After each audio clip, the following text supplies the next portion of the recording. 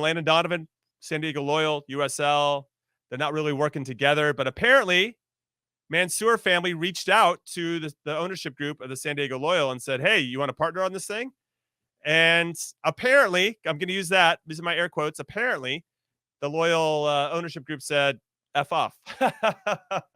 I'm paraphrasing here. Okay. It could have been something different, but yeah, I was just trying to get there as quickly as possible. And so once that happened, then I think that got broken off, and the Mansour family had the ear of the MLS brass, and now $500 million back in 2007, Heath, Toronto FC. They got in for $10 million, 2007. So we're fasting for what, 16 years, 17 years, and now $500 million for a franchise. Now I will say San Diego is a hell of a location, and I feel like every player in their mom is going to want to go there. Yeah, I mean, that's a big old expansion fee. Jeez Louise. But again, I can't wait to see. Again, I like the idea of, I'd been pre-MLS, I had been talking to some people within Right to Dream about goals that they had, right? There was some discussions of Washington or Baltimore. There was some discussions of any of the border territories, El Paso, places in Texas and the border states. And then there was the idea of, like, again, how do you implement Right to Dream? And for those that don't know Right to Dream, obviously it's a Ghanaian academy that's provided pathways for players to move on. I think it's a little bit tricky. I'm not sure how it'll play out in terms of their development of players that they then go on and sell them to clubs themselves through academies. It's a little bit of a different model than we've seen before. But they had the academy in Ghana. They then acquired FC Nordsjælland, my first professional club in Denmark. And then obviously you actually see a lot of players over time that had played in Major League Soccer that were just part of Right to Dream Academy as kids, and then they went to like either boarding schools or universities or got scholarships, and really, really powerful program for historically African kids. Now there's another way that you can implement that and create opportunities in the U.S., which we know is a major thing and a very high pay to play, expensive sport. So I'm really looking forward to seeing what gets rolled out and yeah, what's possible, I guess.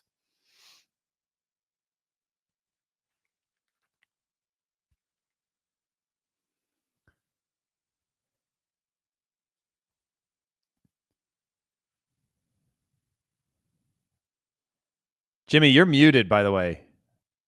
Yeah, that's the best way to have me. So what I was saying was that yeah, I thought it was me. I was like looking around. I was just like, just act like I know what he's saying. And just nod my head a few times. No, it was me. It was me. I apologize for that. I went on a nice rant there, but no, I was going to say that I remember when Steve Cherundolo and I were sitting in the bus on the national team, and I was always like, "Hey, man, when are you going to come to MLS?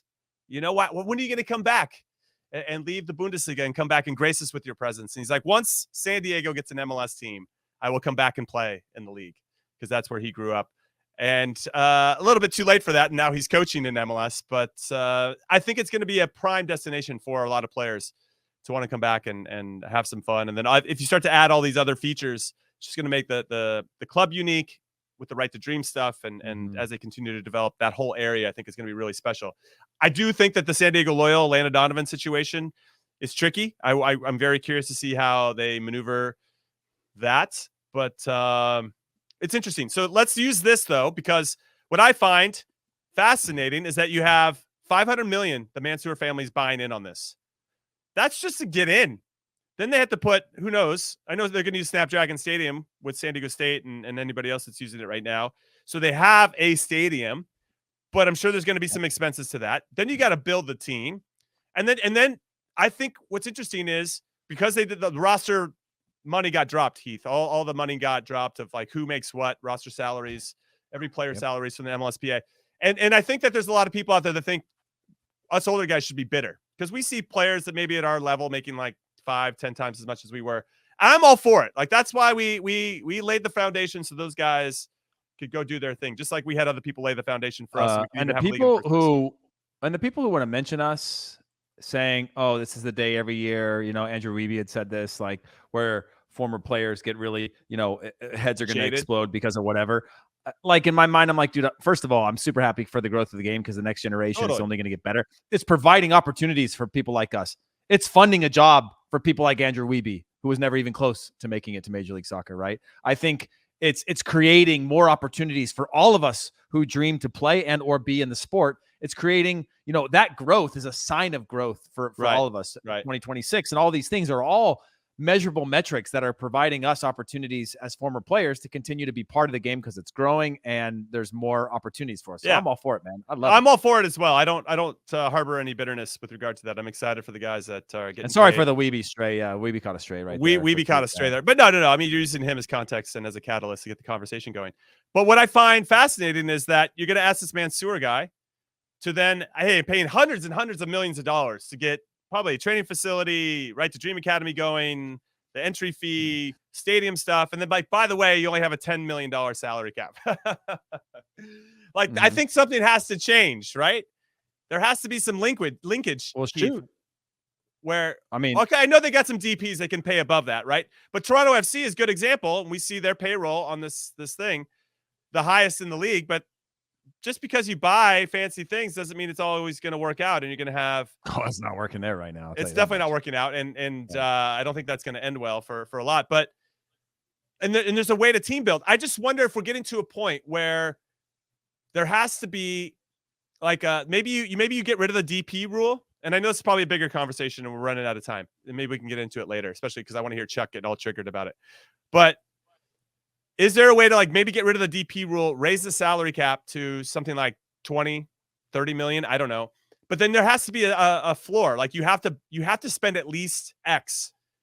So there can't be some team spending 30 and another one spending 5. There still has to be some a minimal ambition from somebody. that the RSLs of the world, the ones that are in the middle of the country that aren't as attractive to the big stars that come over, potentially.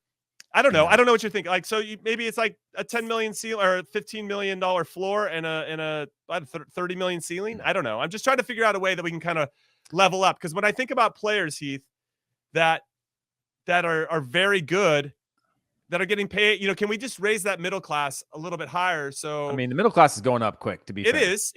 It's going up quick. Is the quality of that matching the middle class though? You know what I mean? I don't know. Because I think about Ricky Pooch, right? Let's use Ricky Pooch. What if you could just because a Galaxy could use 4 Ricky Pooches, but they can only afford 1 with the rules or whatever it is. But if they could go out and get that, maybe they could. They just got to get rid of Chicharito and they can go get a couple more Ricky Pooches. But I'm using him because he's still young enough. They're offering him money that's attractive to a guy in his mid to late 20s. I don't know. It's a big conversation. No, I've got 2 quick thoughts on that. One, I do think that I would love to create a national product. This is my own personal opinion I'm speaking of here. You need to give me reasons to love and hate. Okay, I love Arsenal.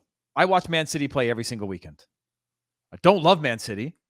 I don't love their how they've gotten to it, but I respect it. It is entertaining for me. When they lose, it makes me feel kind of good because it's like the bad guys lost, right? Because they're the big money, big spending, whatever. Right. But I watch it week in and week out because I absolutely love the way that they play. It is the epitome of the beautiful game. But I have every reason to love or hate them. And I create that dynamic with teams for valid reasons. And I think we've got to get to the point now with Major League Soccer that you have a reason to love or hate. Why do you love or hate the Yankees and the Red Sox? Why do you love or hate the history of certain teams within clubs around the world? You need to have that emotional, personal connection to them. And so I think we need to open that up so you can have somebody go and spin big. Philadelphia Union's not going to play by that game, right? Other clubs aren't going to play that game. They're going to continue to invest strategically or develop players. Right to Dream is going to develop players and put out a great product. It might be a selling platform for them, but they might also believe that if they invest early in kids, they can create a sustainable model that's still competitive, that's still competing for trophies or competitive in some way that creates an entertaining product for the fans in the stadium. And so I think that's one part. I do think a minimum spend is important. What I think you risk when you go to minimum spend is there's mechanisms that a lot of leagues around Europe have had as they started to lose domestic players or domestic jobs, is that protection of that under 23 player or the salary. We've obviously got a ton of mechanisms right now. I think that could also improve the quality and pay of the players.